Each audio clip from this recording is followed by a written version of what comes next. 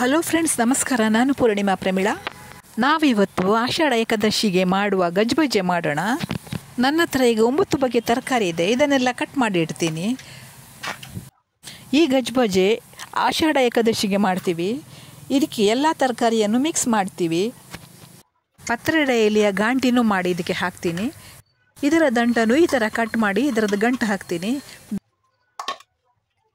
Beans ಹಾಕ್ತೀನಿ ಇದಕ್ಕೆ.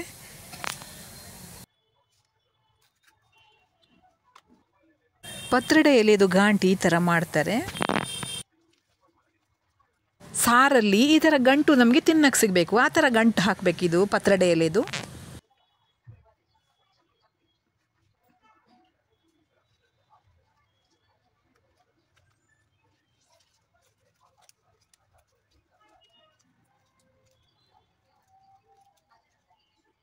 ನೋಡಿ, ಈ ಥರ ಆಗಿದೆ. ನನ್ನ ಹತ್ರ ಇಷ್ಟು ತರಕಾರಿ ಇದೆ. ಬೀನ್ಸ್ ಇದೆ, ಹೀರೆಕಾಯಿ, ಸೌತೆಕಾಯಿ, ಸುವರ್ಣಗೆಡ್ಡೆ, ಪತ್ರೊಡೆದು ಗಾಂಟಿ, ಸುಲಿಯಕಾಳು, ತೊಂಡೆಕಾಯಿ, ಆಮೇಲೆ ಹಲಸಿನ ಬೀಜ, ಆಮೇಲೆ ಕಳಲೆ. ಇಷ್ಟನ್ನು ಕಟ್ ಮಾಡಿಟ್ಟಿದ್ದೀನಿ ನಾನು.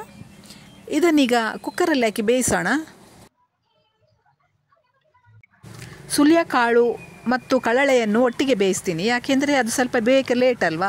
ಅದಕ್ಕೆ ಬಾಕಿದ್ದ ತರಕಾರಿಯನ್ನು ಆಮೇಲೆ ಬೇಯಿಸ್ತೀನಿ.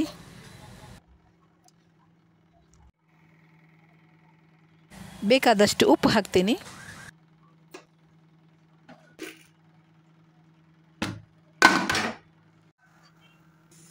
ಗಜ್ಬಜ್ಜೆ ಮಾಡುವುದಕ್ಕೆ ಮಸಾಲೆಗೆ 1 ಸ್ಪೂನ್ ತೊಗರಿಬೇಳೆ, 1 ಸ್ಪೂನ್ ಉದ್ದಿನಬೇಳೆ, ಸ್ವಲ್ಪ ಮೆಂತೆ, ಸ್ವಲ್ಪ ಒಣಮೆಣಸಿನ್ಕಾಯಿ, ಸ್ವಲ್ಪ ಹುಣಸೆಹಣ್ಣು, ಇಷ್ಟನ್ನು ಸ್ವಲ್ಪ ಹುರಿದು, 1 ತೆಂಗಿನಕಾಯಿ ಅರ್ಧ ಭಾಗವನ್ನು ತುರಿದು ಮಿಕ್ಸಿಗೆ ಹಾಕೋಣ.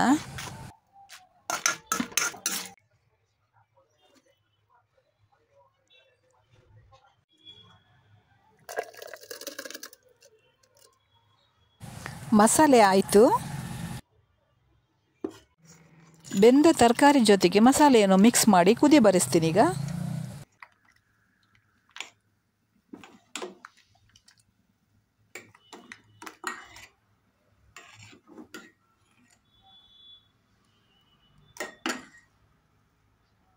ಕುದಿ ಬಂದಮೇಲೆ ಸಾಸಿವೆ, ಕರಿಬೇವು ಇದು ಒಗ್ಗರಣೆ ಹಾಕೋಣ.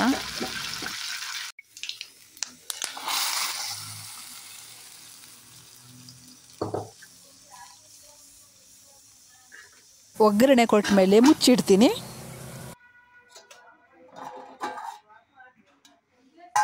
ಆಷಾಢ ಏಕಾದಶಿಗೆ ಮಾಡುವ ರುಚಿಯಾದ ಗಜ್ಬಜ್ಜೆ ರೆಡಿ.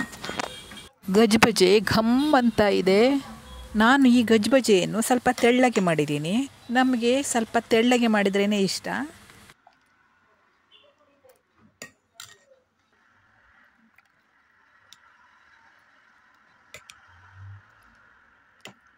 ಹಲಸಿನ ಎಲೆಯ ಕೊಟ್ಟೆ ಜೊತೆಗೆ ಇದನ್ನೀಗ ತಿನ್ನೋಣ.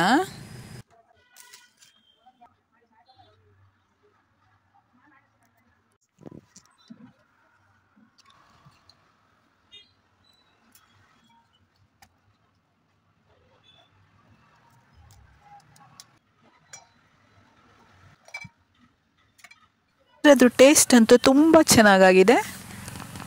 ಈ ವಿಡಿಯೋ ನಿಮಗೆ ಇಷ್ಟ ಆಯಿತು ಅಂದರೆ ಒಂದು ಲೈಕ್ ಕೊಡಿ, ಕಮೆಂಟ್ ಮಾಡಿ, ಸಬ್ಸ್ಕ್ರೈಬ್ ಮಾಡಿ, ಪಕ್ಕದಲ್ಲಿರೋ ಬೆಲ್ ಐಕನನ್ನು ಒತ್ತಿ. ಮುಂದಿನ ವಿಡಿಯೋದಲ್ಲಿ ಭೇಟಿಯಾಗೋಣ ವೀಕ್ಷಕರೇ. ನಮಸ್ಕಾರ.